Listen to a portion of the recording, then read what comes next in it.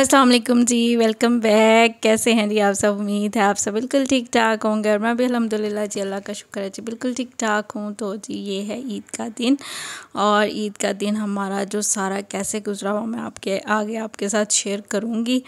तो सबसे पहले तो ये है रात का टाइम और यहाँ पर मैं बना रही थी जी खाने में क्या बन रहा है? खाने में बन रही है वाइट कढ़ाई, बहुत ही ज़्यादा टेस्टी और बहुत ही ज़्यादा मज़ेदार। इतनी मज़े की बनी थी, इतनी मज़े की बनी थी कि मैं आपको क्या ही बताऊँ अपने मुंह से तारीफ़ नहीं कर रही, लेकिन सच में बहुत टेस्टी बनी थी, बिल्कुल बाज़ार जैसी बनी थी, बहुत मज़े की। तो सारा दिन तो हमारा गुजर गया जी फिरने फिराने में, इधर जाओ उसके घर जाओ उसके घर जाओ, सबके घर में जाके ईद विशेस दी भी और ली भी। तो सारा दिन तो हमारा ऐसे गुजर गया।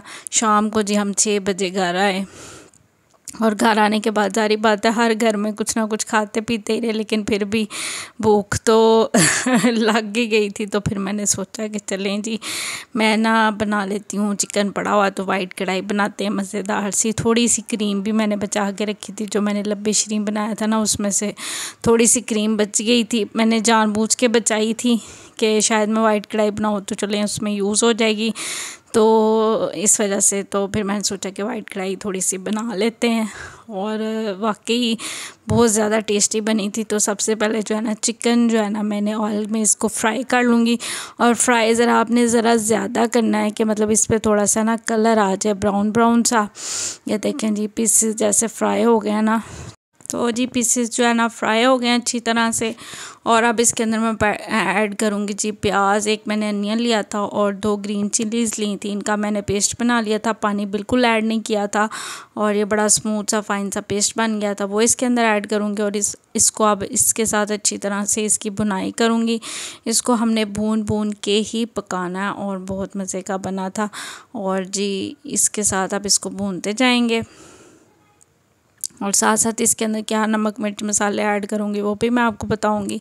तो वैसे तो ये काफ़ी हल्की नमक मिर्च वाली बनती है, लेकिन चूँकि हम घर में इतनी हल्की नमक मिर्च नहीं पसंद करते, तो इस वजह से मैंने इसके अंदर थोड़ी सी मिर्चें वगैरह ऐड की थी।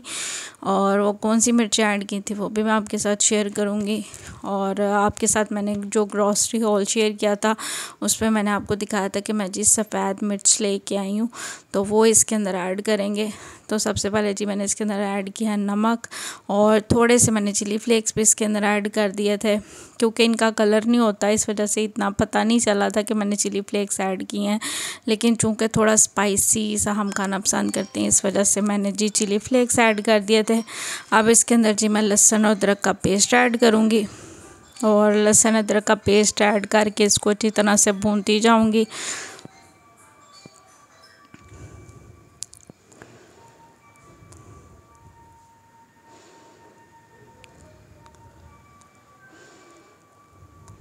ये देखें जी लहसुन और अदरक दोनों का मैंने पेस्ट ऐड कर दिया, और प्याज में भी बिल्कुल मैंने पानी ऐड नहीं किया था, तो इस वजह से वो प्याज खुश्क होने मतलब उसका पानी भी खुश्क होने करने की इसको इतनी ज़रूरत नहीं है।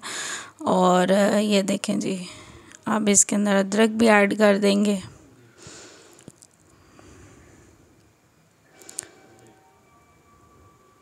और जी इसकी बुनाई साथ साथ हो रही है और इसकी बस बुनाई करते जाना आपने। ये देखें जी प्याज में बिल्कुल पानी नहीं था, तो बिल्कुल पानी उसने नहीं छोड़ा, क्योंकि आंच भी मैंने तेज़ रखी हुई है। और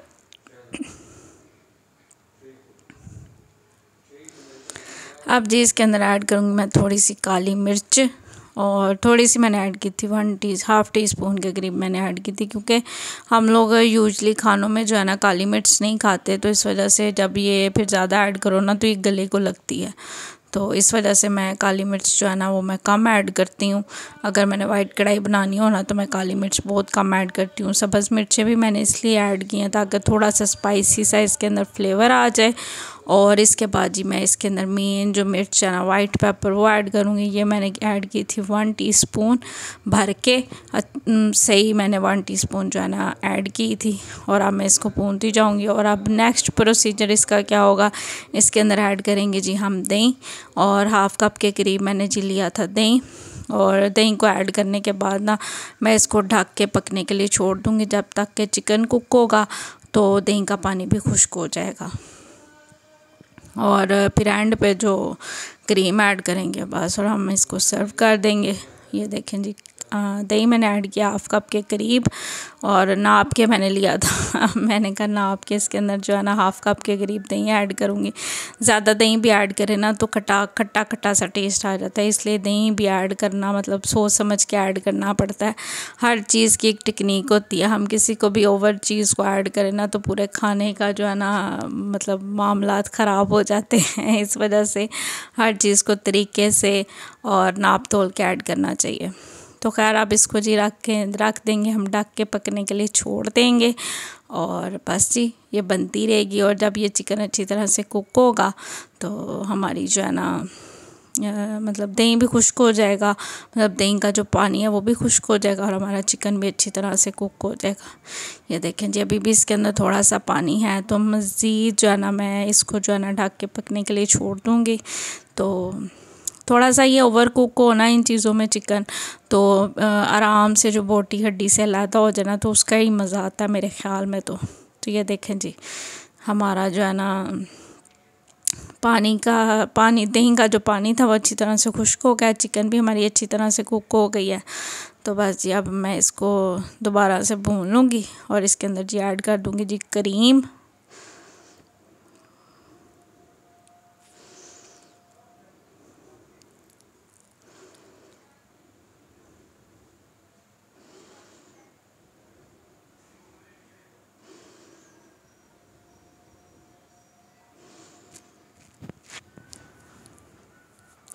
क्रीम भी थोड़ी सी थी, इतनी ज़्यादा क्रीम नहीं थी, बस बाय चांस ही मैंने जो है ना थोड़ी सी बचा ली। मैंने कहा चलें जी अगर वाइट कढ़ाई बनी तो वो इसके अंदर ऐड कर देंगे। तो अगर आपके पास ज़्यादा हो तो आप ज़्यादा भी ऐड कर सकते हैं, थोड़ी सी ज़्यादा, ये नहीं कि बहुत ज़्यादा आपने ऐड कर देनी है। तो मेरे पास जितनी थी फिर मैंने वो ऐड करके जो है ना गुजारा वगैरह कर लिया था।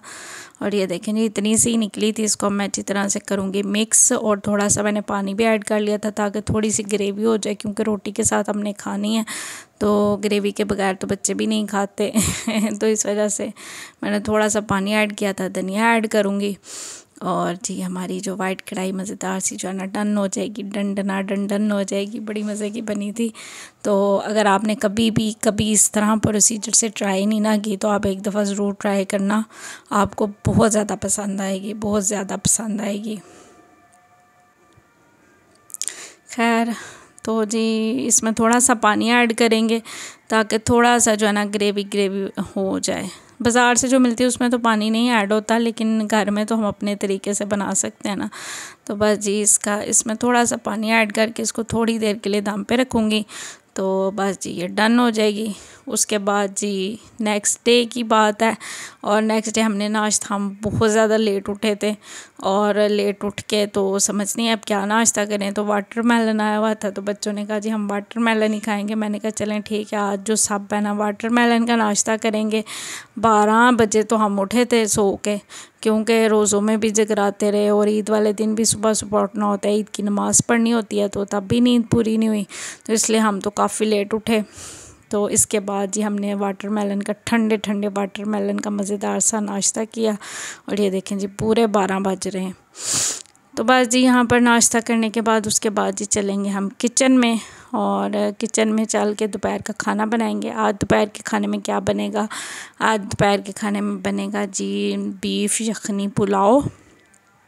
कल रोटी बनाई थी तो इसलिए मैंने सोचा कि चलें जी आज पुलाव बना लेते हैं। और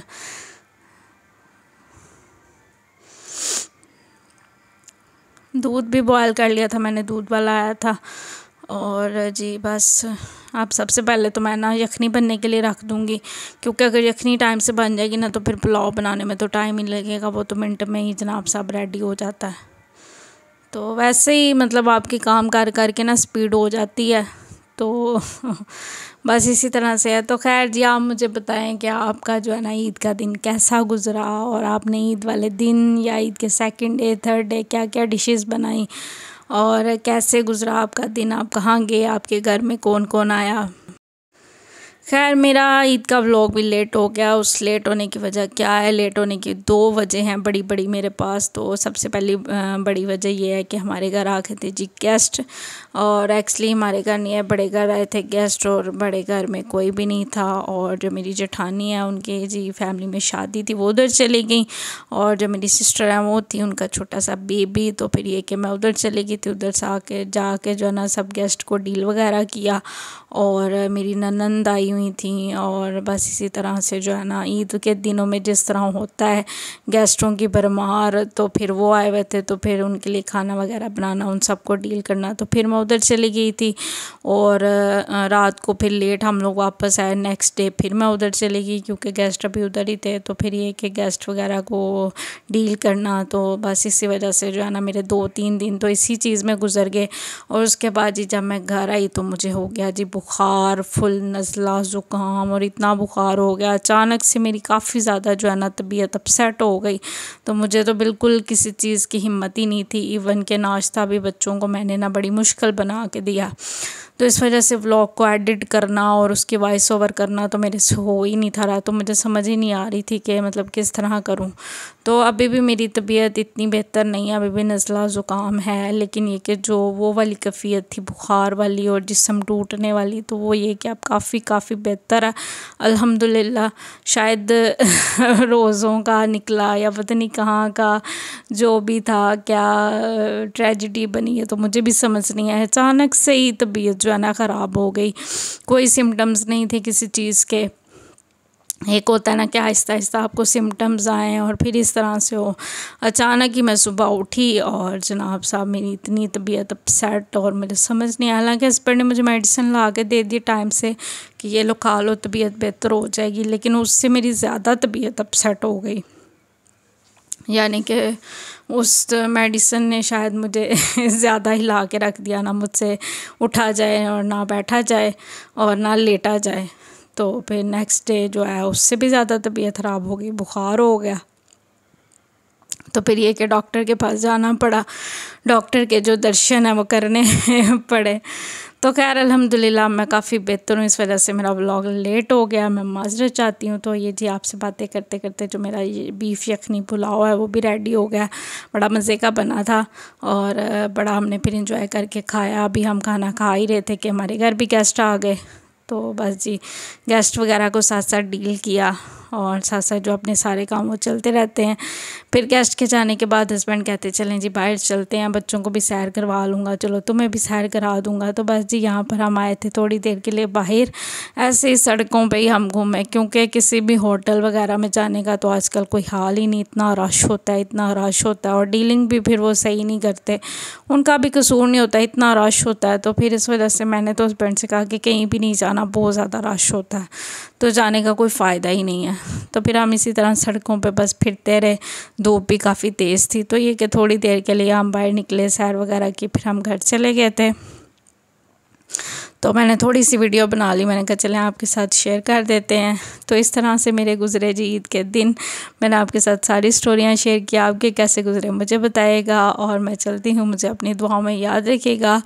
वीडियो अच्छी लगी हो तो please like share and subscribe my channel. Thank you so much for watching. Take care. अल्लाह हाफिज़।